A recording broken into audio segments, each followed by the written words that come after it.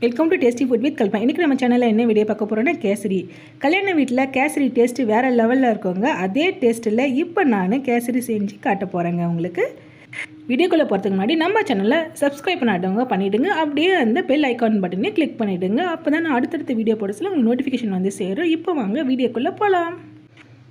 தேவையான அளவு முந்திரி திராட்சை, கேசரி கலர் பவுடர் ஆரஞ்சு கலர், ஏலக்காவை நான் சர்க்கரை போட்டு தூள் பண்ணியிருக்கேன். ஒரு கப்பு ரவை, ஒரு கப்பு சர்க்கரை, 2 ஈக்குவல் ரேஷியோவில் எடுத்துக்கணும். நீங்கள் எந்த கப்பில் ரவை எடுக்கிறீங்களோ அதே கப்பில் சர்க்கரையும் எடுத்துக்கோங்க. 50 ml அளவுள்ள நெய், 25 ml அளவுள்ள ரீஃபைண்ட் ஆயில் ரெண்டுத்தையும் மிக்ஸ் பண்ணி எடுத்துக்கணுங்க.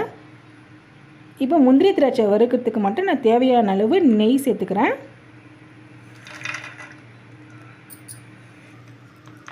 நல்லா பொன்னிறத்தில் வறுத்து எடுத்துக்கலாம். வறுத்தாச்சுங்க, தட்டில் மாற்றிக்கலாம். முந்திரி திராட்சை வறுத்தெடுத்த இந்த கீலே நம்ம ரவையை வறுத்து எடுத்துக்கலாங்க.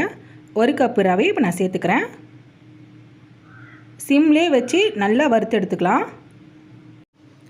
ரவையை வறுக்கும்போது ரவை நல்லா வறுபட்டதுன்னா ரவையில் நல்ல வாசனை வருங்க. ரவையை கைவிடாமல் இந்த மாதிரி கலரி விடும்போது ஒரே மாதிரி எல்லா பக்கமும் கரெக்டாக வறுபடுங்க. 10 நிமிஷம் ஆயிடுச்சுங்க. ரவையிலேருந்து நல்ல வாசனையும் வருது. ரவை நல்லா வறுபட்டாச்சு. அடுத்தது நம்ம இதுக்கு தேவையான அளவு நம்ம தண்ணி சேர்த்துக்கலாம். ஒரு கப்பு ரவைக்கு நான் அதே கப்பில் 3 கப் அளவு நான் தண்ணி சேர்த்துக்கிறேன். இது 2வது கப்பு, 3வது கப்பு, 3 கப் அளவு தண்ணி சேர்த்து கைவிடாமல் நம்ம நல்லா கலரி விட்டுகிட்டே இருக்கணுங்க.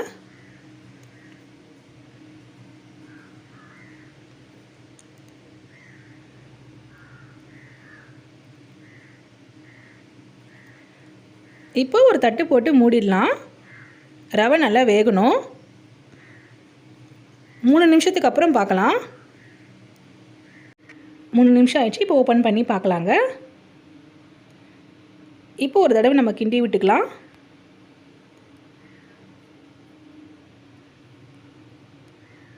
மறுபடியும் மூடிடலாங்க. ஒரு 2 மினிட்ஸ்க்கு அப்புறம் பார்க்கலாம். ரவை நல்லா வெந்திருக்குங்க. இப்போ ஒரு கப் அளவு நான் சர்க்கரை சேர்த்துக்கிறேன்.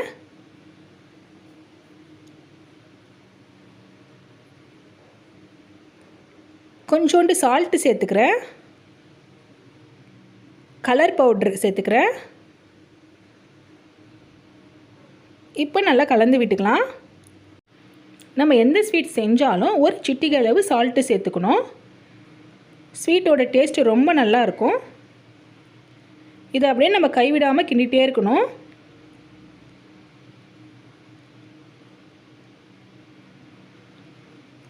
மீதி இருக்கிற இந்த ஆயிலும் கீயும் நம்ம இப்போ சேர்த்துக்கலாம்.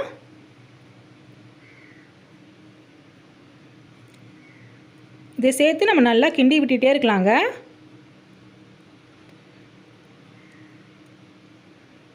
கொஞ்சம் அழுத்தம் கொடுத்து நம்ம கிண்டணும்.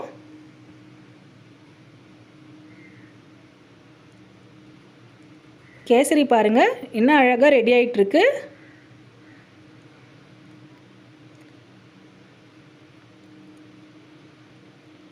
இந்த மாதிரி நம்ம கிண்டிகிட்டே இருக்கணுங்க.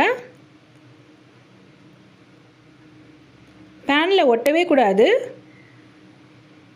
கொஞ்சோண்டு நான் நெய் சேர்த்துக்கிறேன் லாஸ்ட்டாக.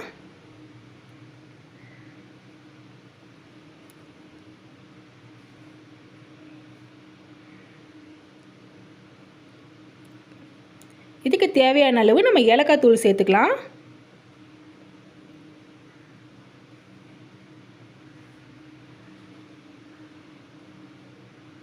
நல்லா கலந்து விட்டுக்கலாம். இந்த மாதிரி பேனில் ஒட்டாமல் இருக்கணுங்க. கேசரியோட டேஸ்ட் அப்போ தான் ரொம்ப நல்லா இருக்கும்.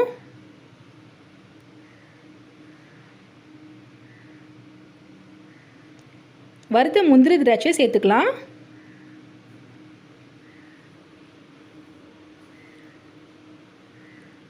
கேசரி ரெடி ஆகிடுச்சு. இப்போ நான் அதை ஒரு கரண்டியில் அள்ளி காட்டுறேன் உங்களுக்கு. பாருங்கள், கரண்டியில் ஒட்டவே இல்லை. கேசரி அள்ளி போடும்போது கரண்டியில் ஒட்டவே இல்லை பாருங்கள். கரெக்டான பதத்தில் செஞ்சுருக்கோம். இதே போலவே கல்யாண வீட்டு கேசரியை நீங்களும் வீட்டில் ட்ரை பண்ணி பாருங்கள். டேஸ்ட்டு ரொம்ப அட்டகாசமாக இருக்குங்க. இந்த வீடியோ உங்களுக்கு பிடிச்சிருந்தா மறக்காமல் நம்ம சேனலை சப்ஸ்கிரைப் பண்ணிவிடுங்க. அடுத்த வீடியோவில் நான் உங்களை சந்திக்கிறேன். நன்றி, வணக்கம்.